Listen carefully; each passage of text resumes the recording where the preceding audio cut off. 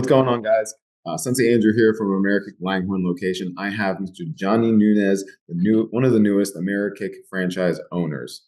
How are you, Sensei Andrew? Chilling like a villain, man. Just wanted to get you on here and talk about the new location, how you're feeling, and go from there. So I guess to kick this off first, to tell everyone, how did you get started in martial arts? I think I've been in martial arts for almost 24 years now. I started when I was 6 years old, so I want to say six turning seven. So I was back in 2002. Mm. I was like most little kids, very, very energetic, and had a love for Power Rangers and constantly running around doing all of the martial arts moves I would see them doing. My parents decided, you know what, he needs a good outlet for this energy and put me into martial arts, AmeriKick down in South Philly when I was 6 under Mike Samarilia, and the rest is history. Here we are now. And then what wound up being your favorite part about training? Definitely the confidence building. Um, as you start something, you got to be kind of bad at it before you can get kind of good at it. And that was one of the biggest things is seeing everything that martial arts offered. A lot of the more advanced acrobatic moves, stance work, as you sit there and start to really practice and focus it, sometimes you're the last one to notice how big of an improvement you made with things until other people, like your instructors, start pointing out or even showing you how you were day one versus how you are day 100 or whatever day forward you are. Yeah, it's insane because we were talking before this, and the whole idea of like our students teaching us a lot about ourselves as instructors, right? And you can look back and see how far they've come and how far they have to go. And And that's the other thing with things too is you really have to have a heart for working with people and working with kids to do this type of job. And you know, I wouldn't be here if I didn't see the improvements that it put forward to myself and other people. I love that. I love that. All right. So yeah, with Havertown coming soon, right? In Coming 2025, soon. right? Why an AmeriKick franchise? AmeriKick's always been home for me. The people, again, the students, some of my closest friends, you included, that I've grown up with, competing with throughout the years. Okay. Um, AmeriKick's it's always been a second home. It's always been a place of comfort, place to go after school, make new friends, interact with people. And that's, I think, one of the best things about it is, you might go somewhere new and you have no idea what other people like, what other people are into when you're there. But for the most part, everybody is in martial arts for the same reason because they like doing martial arts, they like being physically active, and it creates that real streamlined piece to connect with no matter who you are on a mat or in a dojo. I love that. And you know what? Honestly, it's like the home away from home, right? So not get too deep into it, but when I started martial arts, I didn't want to be at home.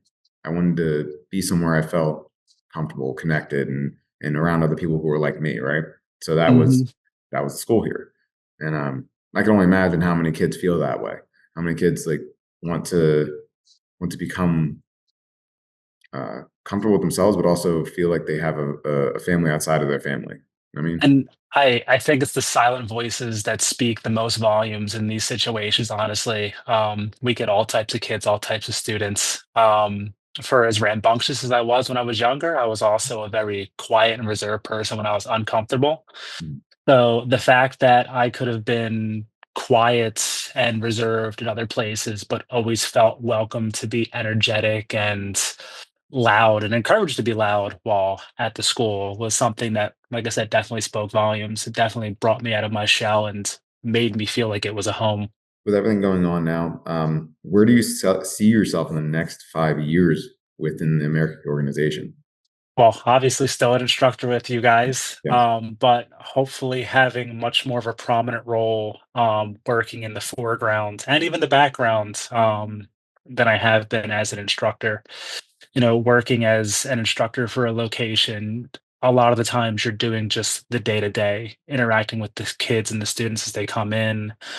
Um, and you don't really do a lot of the background work in most cases, getting the schools ready, really getting in depth with work on how to get new students in, or even putting ideas forward to the organization to help make everything better for everyone as a whole. Um, so yeah, hopefully being more on the level of, some of the amazing instructors like yourself, Mark Gallagher, Chris and Mark Russo. So hopefully being up there on their level in Yeah, 5 we got some years. big shoes to fill, my man. We got some big shoes to fill. But Um, you know what? Those big shoes are important because unless you have big goals and ambitions to follow, you'll always sit there and fall short. yeah. Gotta aim for the stars.